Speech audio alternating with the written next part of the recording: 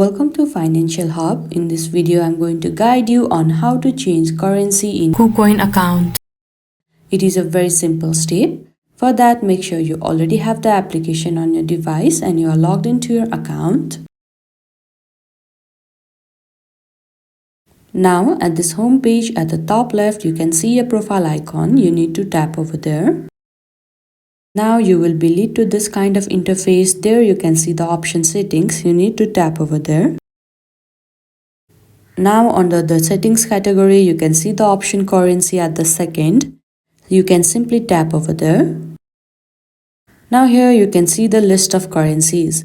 Now you can choose any one of them. Currently we are on USD currency. Now we can tap on Euro.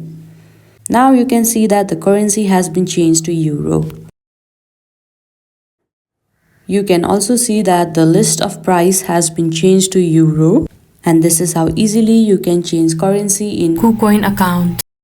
I hope you found this video helpful. Don't forget to like this video and subscribe our channel Financial Hub. Thank you.